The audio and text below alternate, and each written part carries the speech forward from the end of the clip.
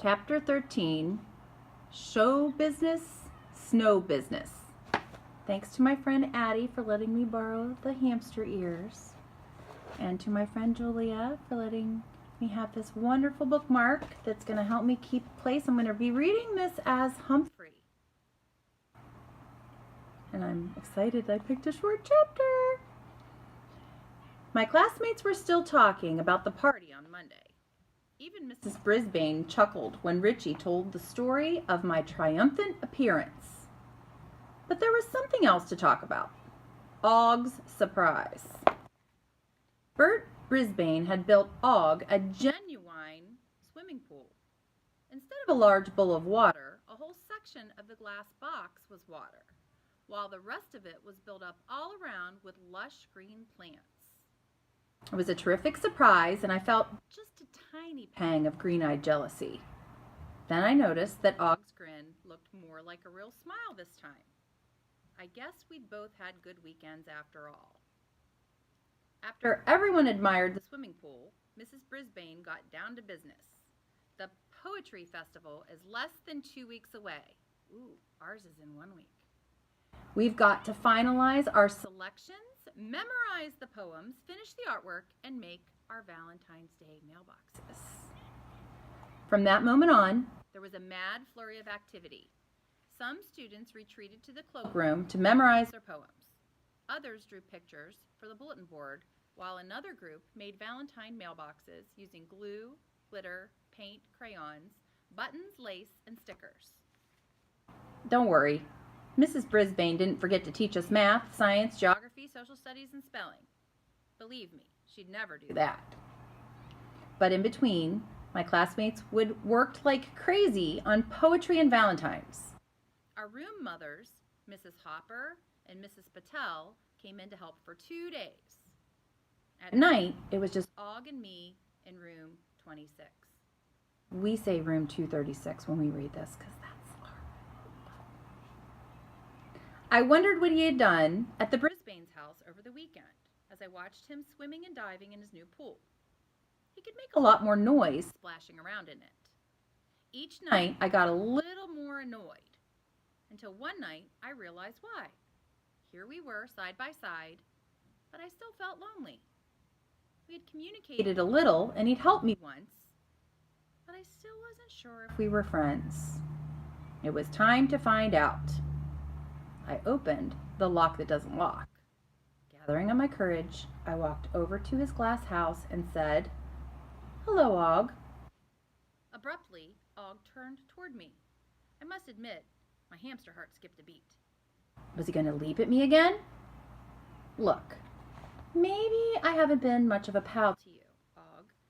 Maybe I was even a little jealous, but I'd like to try again.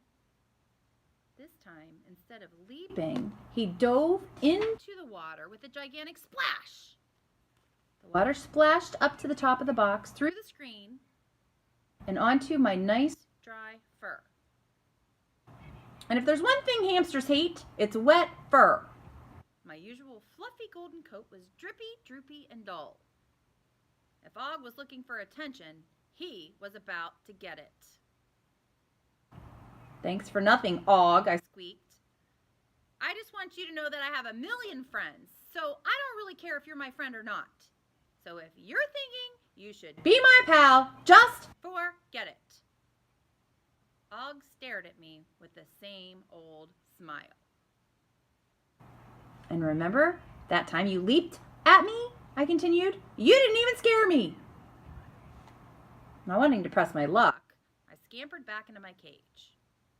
I'd finally told him off, but I didn't feel better. Not one bit. Thursday was the gloomiest day I'd ever seen outside. But inside room 236, the students were far from gloomy. Heidi and Gail were best friends again. Tabitha was friendly with Seth, Saya, Miranda, everybody. The poems were coming along as well. No one except me seemed to notice that it was gray, gray, gray outside. It's pretty gray outside here. In the afternoon, it began to snow. No more of that, please. No more snow. No, no, no. I hopped on my wheel and watched giant circles of lace float to the ground. That sounded so good, I wrote it in my notebook. Giant circles of lace. Those words might turn into a poem someday. The snow continued falling after school let out. It was pretty with all those lacy circles tumbling down from the sky. After a while, the lacy circles turned into a thick blanket of white. It was so quiet, you could have heard a frog burp. Not that Og ever did. He was as silent as the snowflakes. I knew something was terribly wrong when Aldo didn't show up to clean that night. There were no cars in the parking lot and just one parked car on the street. Looked more like a giant snowball than a car. Sounds like a clue. Wonder why they wouldn't have come to clean and it's snowing. I wonder if there's going to be a snow day. We have to read to find out. I counted the hours until morning would arrive. The snow continued falling until it reached to the top of the wheels on the parked car. The carpet of snow was beautiful, but the silence made my fur stand up on end. I missed AJ's loud voice, Mandy's complaints, and Gail's giggles. When the bell rang for the start of school on Friday, a funny thing happened. Nobody showed up! Not Mrs. Brisbane, not Garth, not Miranda, nobody. There were no cars in the parking lot, no buses pulling in. Sounds like they got a snow day. The snow showed no sign of stopping. That's a lot of s. The snow showed no sign of stopping.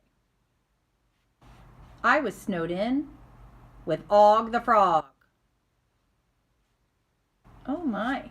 And I like these little quotes at the end. They're always really good. I think that this one says, I'm going to be reading it backwards. A life without a friend is like life without sun. A French proverb. I hope that's what it says because I'm reading it backwards.